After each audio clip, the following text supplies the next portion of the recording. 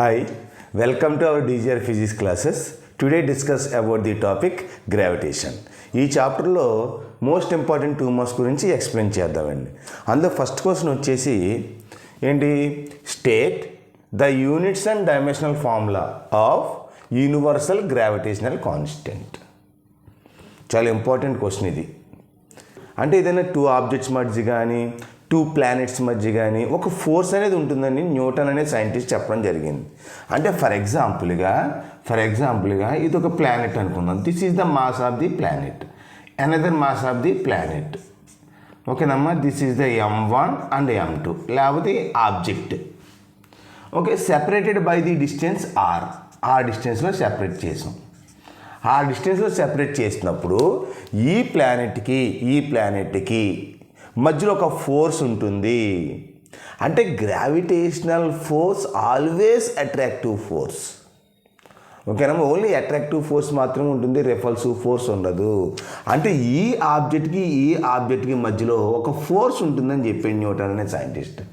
ఆ ఫోర్స్ ఎంత అంటే F is equal to gm1m2/r² force ఉంటుందని ఒక ఎక్స్పెరిమెంట్ చేసి ప్రూవ్ చేశాడు అనమాట. మనకి ఆ ఎక్స్పెరిమెంట్ గురించి అనవసరం, జస్ట్ మనం ఈ ఫార్ములా రాసుకుని ఓకే, ఈ 2 ఆబ్జెక్ట్కి మధ్యలో ఉన్న force F is equal to ఎంత అంటే gm1m2/r².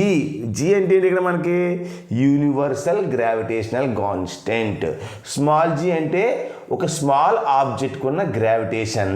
క్యాపిటల్ G అంటే ఎంటైర్ యూనివర్సల్ గ్రావిటేషన్. M1 అంటే mass of the planet and another mass of the planet. మనకి కావాల్సింది ఏంటి ఇక్కడ, formula of universal gravitational constant. అంటే యూనివర్సల్ గ్రావిటేషనల్ కాన్స్టెంట్కి యూనిట్స్ కావాలి, డైమెన్షనల్ ఫార్ములా కావాలి. ఓకేనమ్మా, చూడండి ఇక్కడ మనకి F ఈజ్ ఈక్వల్ టు ఈ ఫార్ములా వచ్చింది కదా, దీని నుంచి మనకి G ఈజ్ ఈక్వల్ ఎంత అవుతుంది, FR² క్రాస్ మల్టిప్లికేషన్ చేసేయండి. FR² అంటే FR²/m1m2 అనమాట. G ఈజ్ ఈక్వల్ టు దీని నుంచి. అప్పుడు మనకి G అని ఎందుకు రాశానంటే దీనికి డైమెన్షనల్ ఫార్ములా కావాలి, దీనికి యూనిట్స్ కావాలి. Units SI units of G. మనకి SI యూనిట్స్ ఆఫ్ G అడిగాడు కాబట్టి ఇవేవి రాయని అవసరం లేదు మనకి. ఓన్లీ యూనిట్స్ డైమెన్షనల్ ఫార్ములా రాస్తే సరిపోతుంది. అంటే మీకు ఎలాగొచ్చిందో ఏంటో చెప్పడం కోసం మీకు ఈ ఫార్ములా వేసి ఎక్స్ప్లెయిన్ చేస్తాను అంతే. ఓకేనా, డైరెక్ట్ బట్టి పెట్టే కన్నా ఫార్ములా గుర్తుపెట్టుకుని దాని నుంచి డైమెన్షనల్ ఫార్ములా రాస్తే ఈజీగా ఉంటుంది. ఓకేనమ్మా, చూడండి ఇప్పుడు Gకి యూనిట్స్ ఏంటంటే ఇప్పుడు మనకి FR²/m1m2 కదా. F అంటే ఫోర్స్ అని తెలుసు, R అంటే ఈ 2 ఆబ్జెక్ట్స్కి మధ్యలో ఉన్న డిస్టెన్స్ అని తెలుసు, M1 అంటే ఒక ప్లానెట్ మాస్, M2 అంటే ఇంకొక ప్లానెట్ యొక్క మాస్. ఓకేనండి, అంటే F అంటే ఏంటి మనకి న్యూటన్. యూనిట్స్ ఎలా రాద్దాం అంటే న్యూటన్. R అంటే ఏంటి డిస్టెన్స్, కాబట్టి డిస్టెన్స్ని మీటర్లో మెజర్ చేస్తాం కాబట్టి న్యూటన్ మీటర్². బై ఉంది కాబట్టి బై వేసేయండి. ఓకే, ఇక M1 అంటే మాస్కి యూనిట్స్ ఏంటి కేజీ. ఓకేనా, ఇంకొక M2 ఉంది కాబట్టి అది కూడా కేజీ. అంటే దీనికి ఎలా రాయొచ్చు యూనిట్స్, న్యూటన్ మీటర్²/kg², లేకపోతే kg−2 అని రాస్తే సరిపోతుంది అనమాట. జస్ట్ యూనిట్స్ ఇలా రాస్తే సరిపోతుంది అనమాట. ఓకే, నెక్స్ట్ దాని డైమెన్షనల్ ఫార్ములా ఏంటి? డైమెన్షనల్ ఫార్ములా అంటే ఎలా రాస్తాం మనం చూడండి ఇక్కడ. దీనికే dimensional formula. Force dimensional formula ఏంటో తెలియాలి, డిస్టెన్స్ డైమెన్షనల్ ఫార్ములా ఏంటో తెలియాలి, మాస్ డైమెన్షనల్ ఫార్ములా ఏంటో తెలియాలి. ఇప్పుడు మనకు ఫోర్స్ డైమెన్షనల్ ఫార్ములా కావాలనుకోండి. ఎంత అంటే ఫోర్స్ డైమెన్షనల్ ఫార్ములా మనం ఆల్రెడీ క్యాలిక్యులేట్ చేసిన డైమెన్షనల్ ఫార్ములాలో ML/T−2 అండి. అది force dimensional formula. Okay, F ప్లేస్లో అది రాసేద్దాం. ఓకేనమ్మా, ఇది SI యూనిట్స్ అనమాట. ఫోర్స్ డైమెన్షనల్ ఫార్ములా రాద్దాం. అంటే ఎంత వస్తుంది, ఫోర్స్కి ML/T−2 అండి. ఇది ఫోర్స్ డైమెన్షనల్ ఫార్ములా. సో మనకి ఇంకేం కావాలి, ఇంటూ R అంటే ఏంటి ఇక్కడ R² కాబట్టి R అంటే డిస్టెన్స్ కాబట్టి డిస్టెన్స్ Lలో చెప్పాలి డైమెన్షనల్ ఫార్ములా. అంటే L² బై బై m1 అంటే మాస్, m2 అంటే మాస్, అంటే m స్క్వేర్. అంటే డైమెన్షనల్ ఫార్ములా ఎంత వస్తుంది మనకి? m స్క్వేర్ పై తీసుకెళ్ళాం అనుకోండి -2 అవుతుంది. అంటే m1 -2 అంటే m -1 అవుతుంది. m-1 అవుతుంది. l³ అవుతుంది. ఓకే, t -2 అవుతుంది అనమాట. ఇదేంటిది? Dimensional formula. ఇది డైమెన్షనల్ ఫార్ములా అండి, జాగ్రత్త చూసుకోండి. ఓకే, మనం నీ బాక్స్లో పెట్టిన చూసారా, అది రాస్తే సరిపోతుంది ఎగ్జామ్లో. ఇవన్నీ చేయక్కర్లేదు. అంటే ఇది చేయడానికి కారణం ఏంటంటే మీకు అర్థం కావాలని చేసి చెప్పాను అంతే. మీరు జస్ట్ ఈ బాక్స్లో ఉన్నది రాస్తే సరిపోతుంది. SI యూనిట్స్ ఆఫ్ G అంటే Newton metre square by KG square అని రాయొచ్చు. డైమెన్షనల్ ఫార్ములా అంటే m inverse l³ t inverse 2 ఇలా రాస్తే సరిపోతుంది అనమాట. జస్ట్ ఎక్స్ప్లెనేషన్ అంతే ఇదంతా. ఓకేనండి, మీ డయాగ్రామ్స్ ఏమైనా అవసరం లేదు, మీకు క్లారిటీ కోసం డయాగ్రామ్ గట్రా వేయడం జరిగింది.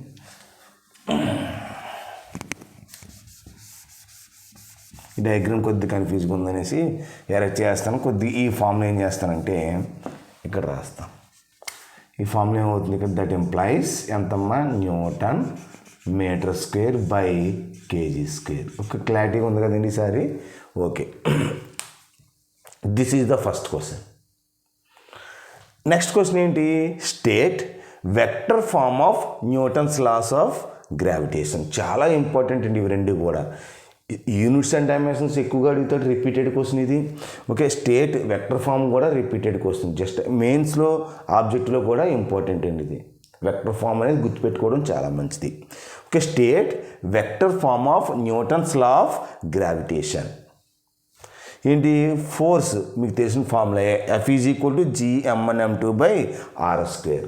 దీనికి జస్ట్ డైరెక్షన్ r³ ఎంటర్ చేస్తే సరిపోతుంది అంతే. ఇది డైరెక్షన్ కింద చెప్పొచ్చు. వెక్టర్ ఫార్మ్ రాయాలంటే G(m1m2/r² r³ ఇలా రాస్తే సరిపోతుంది అంతే. జస్ట్ r³ అంటే యూనిట్ వెక్టర్, డైరెక్షన్ గురించి చెప్తుంది అనమాట. ఓకేనండి, ఇక్కడ ఏం రాస్తాం? G అంటే యూనివర్సల్ గ్రావిటేషనల్ కాన్స్టెంట్ అని రాయొచ్చు. G అంటే ఏంటమ్మా? యూనివర్సల్ గ్రావిటేషనల్ కాన్స్టెంట్ అని రాయొచ్చు. r³ అంటే ఏంటి? యూనిట్ వెక్టర్ అంటే ఒక స్పెసిఫిక్ డైరెక్షన్ గురించి చెప్పేది. ఓకేనమ్మా, ఇక్కడ F అంటే ఏంటి? 2 ప్లానెట్స్కి మధ్య కానీ 2 ఆబ్జెక్ట్స్కి మధ్య కానీ ఉన్న ఫోర్స్నే మనం ఫోర్స్ F అంటాం. ఆ F అంటే ఇది G(m1m2/r² అని చెప్పచ్చు. ఓకేనమ్మా, అందులో జస్ట్ ఇంటూ r³ పెట్టుకుంటే వెక్టర్ ఫామ్ అయిపోతుంది. ఇలా రాస్తే సరిపోతుంది. వెక్టర్ ఫామ్ చాలా ఇంపార్టెంట్. అర్థమవుతుందండి? ఓకే, నెక్స్ట్ థర్డ్ క్వశ్చన్ చూడమ్మా. As we go from one planet to another planet, how will? Okay, the mass. First question ఏంటమ్మా? The mass. సెకండ్ క్వశ్చన్ ఏంటి? Weight of the body changes. ఒక planet నుంచి ఇంకొక planet change అవుతున్నప్పుడు mass ఏమవుతుంది, వెయిట్లో ఏమైనా చేంజెస్ వస్తాయా అని అడిగాడు. ఓకేనమ్మా, చూడండి. అందులో ఫస్ట్ క్వశ్చన్ ఏంటి? The mass of a body is constant. ఇప్పుడు సపోజ్ ఫర్ ఎగ్జాంపుల్గా నేను ఎర్త్ సర్ఫేస్ మీద ఉన్నాను. నేను సన్ ప్లానెట్కి రీచ్ అయ్యాను అనమాట. అంటే ఎర్త్ ప్లానెట్ నుంచి సన్ ప్లానెట్కి రీచ్ అవుతున్నప్పుడు నేను కాన్స్టెంట్, మాస్ కాన్స్టెంట్.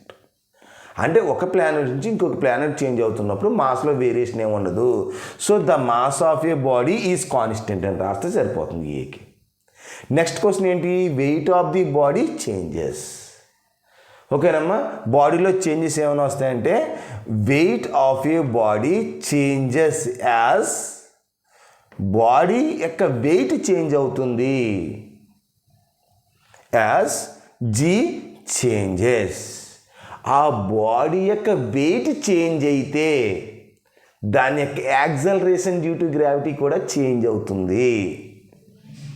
ఎప్పుడు చేంజ్ అవుతుంది? మాస్ కాన్స్టెంట్గా ఉన్నప్పుడు చేంజ్ అవుతుందండి. ఒకవేళ ఎప్పుడు చేంజ్ అవుతుందంటే ఆ మాస్ యొక్క వెయిట్ పెరిగినప్పుడు చేంజ్ అవుతుంది అనమాట. అర్థమవుతుందండి? అంటే weight of a body changes as G changes. అంటే బాడీ యొక్క వెయిట్ చేంజ్ అయితే దానికి యాక్సలరేషన్ డ్యూ టు గ్రావిటీ కూడా చేంజ్ అవుతుంది.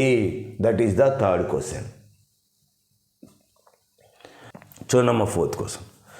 Keeping the length of a simple pendulum constant will the time period be the same on all planet give the reason. Simple pendulum constant అంటే ఏంటి? Suppose for ఎగ్జాంపుల్గా ఇక్కడ ఈ planet దగ్గర నువ్వు ఎంతైతే లెంగ్త్ తీసుకున్నావో, అంటే ఒక పెండులం ఒక వైర్ తీసుకుని దానికి ఒక స్పియర్ కానీ ఏదైనా సమ్ బాడీ అటాచ్ చేసినప్పుడు దీన్నే మనం సింపుల్ పెండులం అంటాం. ఆక్సిలేట్ అవుతుందన్నమాట.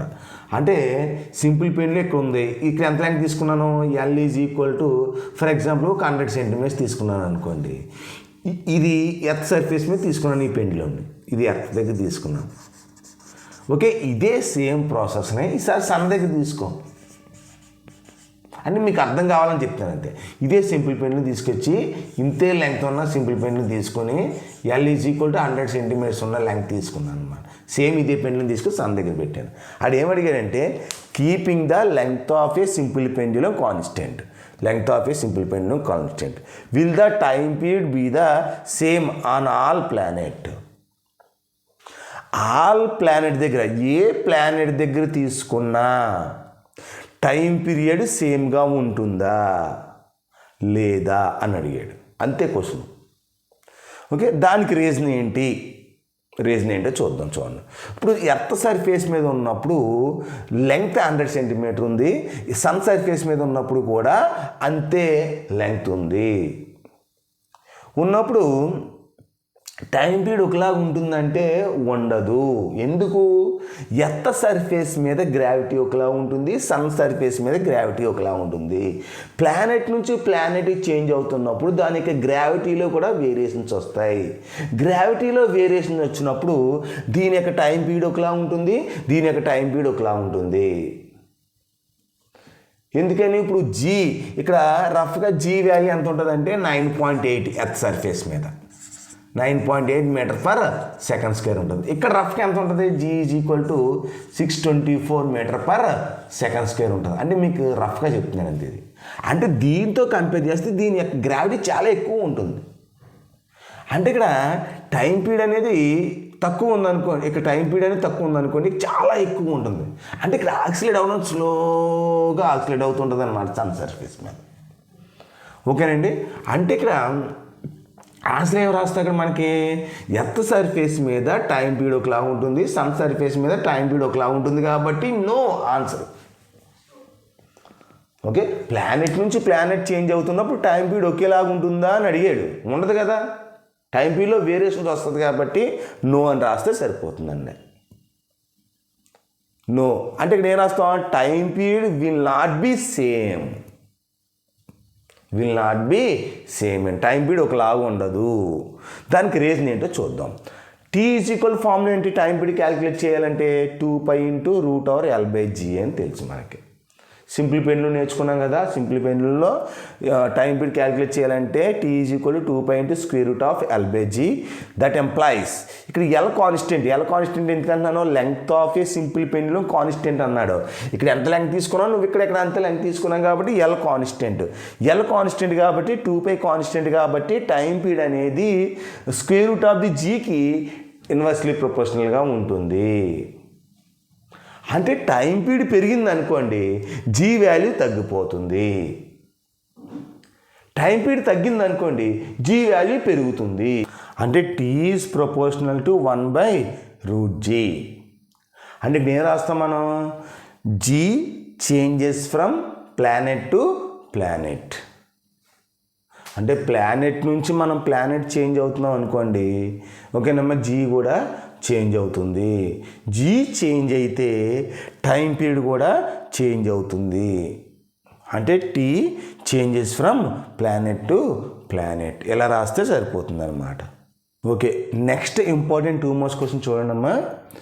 What are the factors that make g the least at the equator and maximum at the poles? ఓకేనమ్మా, జీ అనేది ఈక్విటర్ దగ్గర ఎంత ఉంటుంది, పోల్స్ దగ్గర ఎంత ఉంటుంది అని అడిగాడు. అంటే ఇప్పుడు ఈక్విటర్ అంటే ఏంటి, పోల్స్ అంటే ఏంటి? మీకు ఎర్త్ అనేది రౌండ్గా ఉందనుకోండి, this is the earth surface కదండి. దీన్ని ఏమంటాం మనం? ఈక్విటర్ అంటాం. దీన్ని ఏమంటామా? ఈక్విటర్ అంటాం. దీన్ని ఈక్విటర్ అంటాం. ఈక్వటర్. ఓకేనమ్మా, ఈక్వటర్. దీన్ని ఈక్వటర్ అంటాం. దీన్ని ఏమంటాం మనం? దీన్ని పోల్స్ అంటాం.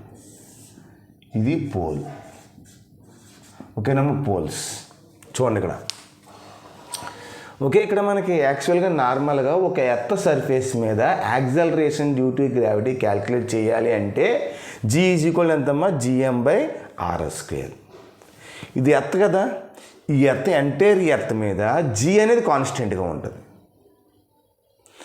ఎర్త్ యొక్క మాస్ కూడా కాన్స్టెంటే, ఎందుకంటే ఎర్తే తీసుకుంటున్నాం కాబట్టి. అంటే ఇదంతా ఎర్తే కదా, పోల్స్ దగ్గర మాస్, ఈక్వటర్ దగ్గర మాస్ వేరే కాదు, ఇదంతా ఎర్త్ కాబట్టి మాస్ కాన్స్టెంట్, G కాన్స్టెంట్.